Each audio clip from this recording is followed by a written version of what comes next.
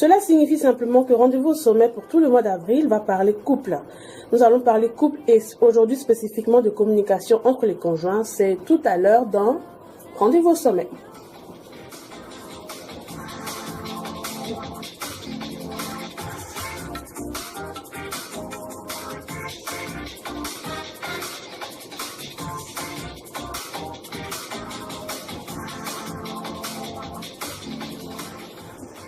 La communication dans le couple, entre les conjoints. Donc, il faut dire déjà que la communication dans un couple est primordiale.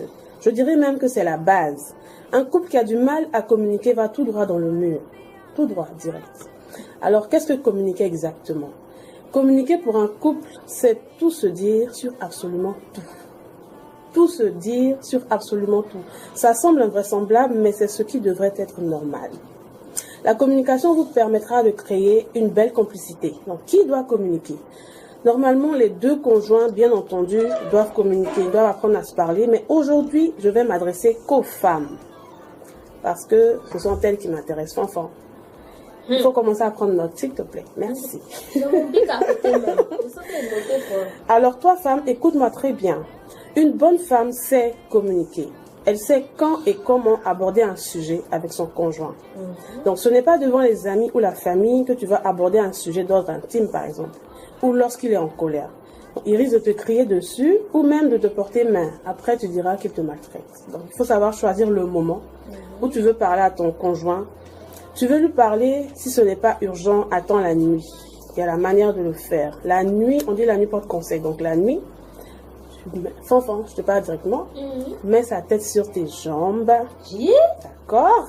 Et parle-lui avec toute la douceur possible. D'accord. Je pense pas que qu'il n'écoute pas ce que tu as à lui dire. La nuit et la journée. Non. La journée, il y a beaucoup de stress. Tu donnes les conseils. Tu dois écouter aussi. Tu dois te calmer. Ne calme pas. Calmer, ouais. Il y a beaucoup de stress. Voilà. Monsieur va travailler. La nuit, quand il rentre, c'est sûr que le soir, il a mangé. Tu as pris soin de lui. Et puis, la nuit, c'est propice, en fait. Voilà. Donc, vous êtes deux dans votre chambre. Vous pouvez vous parler tranquillement. Tranquille. Voilà. Donc, ayez vos propres codes de langage. De sorte que devant les gens, vous puissiez vous dire des choses sans que personne même ne comprenne ce que vous dites. Mais oh. Et quand vous avez votre code de langage et puis tu donnes le... Il comprend pas. Non, mais si vous avez... Voilà. Sinon, si vous avez le code, quand tu donnes le signal, il va capter. En même temps. Il doit capter. Il capte automatiquement. Normalement, il doit te capter. Et ça c'est entre vous, quoi. Voilà. Si tu veux, peut te donner quelques coups. Le bravo. Alors, la communication a sa place dans tous les domaines de votre relation. Si tu as affaire à un homme réfractaire, ils existent plein. Apprends-lui avec patience, surtout que si vous ne communiquez pas, tout, vous allez vous casser, bien évidemment. Vous n'allez pas vous comprendre. Voilà. Tu sais qu'allemand, on ne s'occupe pas bien, réfractaire. Ah, réfractaire, ça dit, voilà. Leur tête est dure, quoi. Voilà, quand tu parles, ça rentre pas. C'est le point qu'elle a. Ils n'acceptent jamais rien facilement. Leurs oreilles sont dures, leurs têtes sont dures. C'est ça qu'on appelle réfractaire. Ça dit, il est bloqué. Voilà. Comment je dis ça comme au vraiment comme ils sont pas à l'aise, ça. Voilà. C'est le truc. Donc, si vous avez affaire à des hommes qui sont réfractaires, toi, femme, il t'appartient à toi de lui apprendre avec patience comment on communique. Donc, c'est à vous que je m'adresse aujourd'hui. Apprends-lui à te parler de sa journée, de ses amis.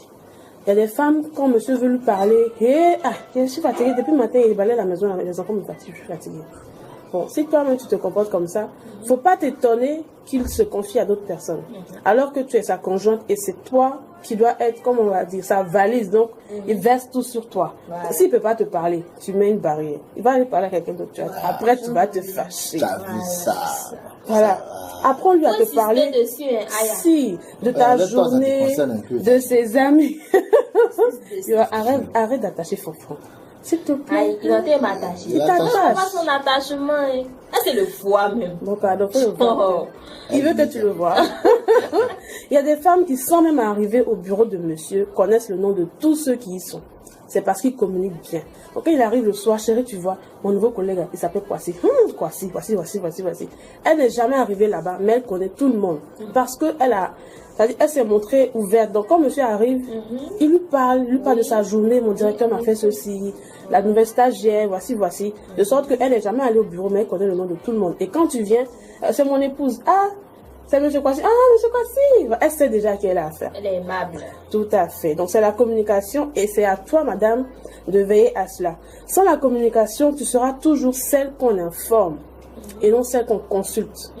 Est-ce que tu comprends? Tu vois un peu le truc? Ouais, aïe, tu vas taper fort. Sans la communication, tu seras celle qu'on informe et non celle qu'on consulte. C'est pas pareil.